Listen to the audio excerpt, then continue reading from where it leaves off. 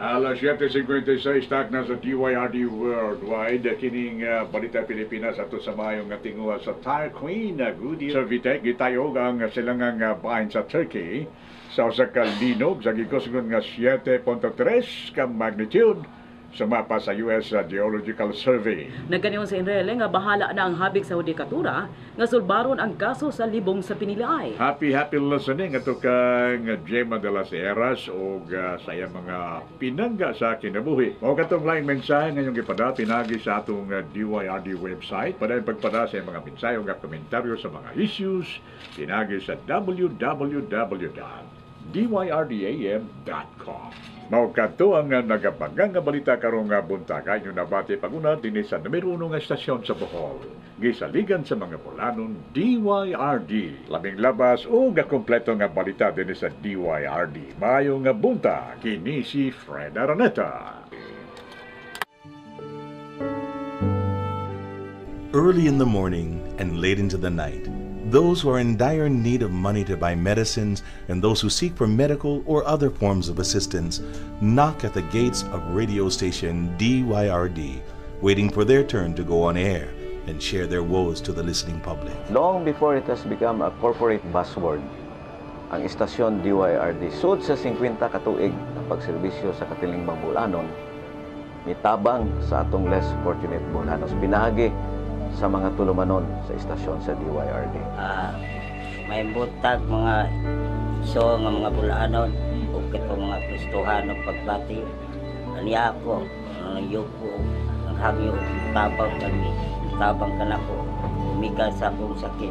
Alturas Group is committed to serve the Boholano community through taking active part in the programs being implemented by Station DYRD. In cooperation with Province of Bohol, Home Reach Foundation, and First Consolidated Bank and the DYRD, Inyong Alagad Foundation, Bohol Medical Care Institute was established, whose mandate is to provide affordable and quality diagnostic and other health services to Boholano community. In a span of 50 years, DYRD has pioneered this type of community health aron matabangan ang atong mga Bulanon nga nagkinahanglan og tabang.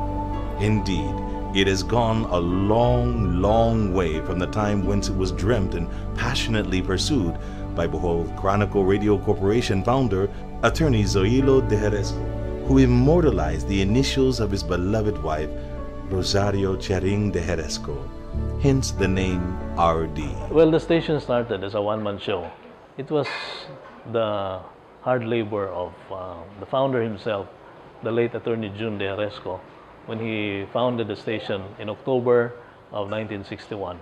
It was the time then of the then Boholano President Carlos Garcia. DYRD's earlier years of operation was a story of rapid evolution. It read the market well and gave what the listeners needed: music, news, and public service. When the station started, it was basically a music station because then there was no FM. We were the ones who really played the music.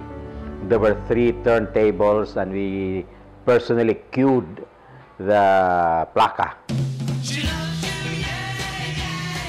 Letters and telegrams of Boholanos from as far as Zamboanga in the south and Masbate in the north landed in the station's mail. Boholanos all over felt pride in having a radio they can call their own. And I remember some of the people that were there, Rolly Sabala, Aldo Malerio, Pepe Manalili. What I can remember is the work ethics of June. He was a disciplinarian as a journalist, and he makes things credible, and the truth is always his guide. Ang tuluman ng Tagbilaran by Night, ang usa ka public affairs program, magahatag og mga solusyon sa mga problema nga katilingbanon, mutabang sa ato makabos na itong makaigsunan nga mga og tabang finansyal ug uban pa, unya muhatag og mga reports sa bisan asa nga dapit ug unsay mga panghitabo nini sa atong dakbayan ug sa mga kalungsuran. I started working with station DYRD in 1972. Up to this time, DYRD is still the radio station nga duawon gyud sa mga nagakalalain nga mga at tungkol sa mga pasyente, indigent patients. For 50 years now, the radio station has not only provided news and entertainment, but also a venue for the people to express their concerns and opinions. More so, it has become a channel for charity and bonding while bridging Boholanos worldwide. Ako napasalamat ko kay dako sa DYRD na dako kay nakatabang ka nako. Kaya DYRD may kusog sa dini sa sida sa Tagbilaran. May kusog mo tabang sa mga kabusama kanako. Again, thank you very much to our listeners. Thank you very much to our sponsors. And most of all, thank you very much to you.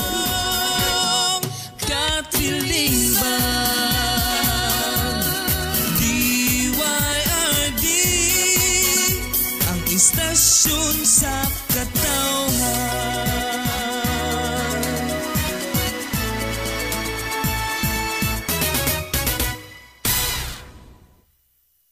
Balita o impormasyon, gipaminaw sa katawhang bulanon. DYRD, gisaligan sa serbisyo sa katawhan. Nagalakad adlaw gabi.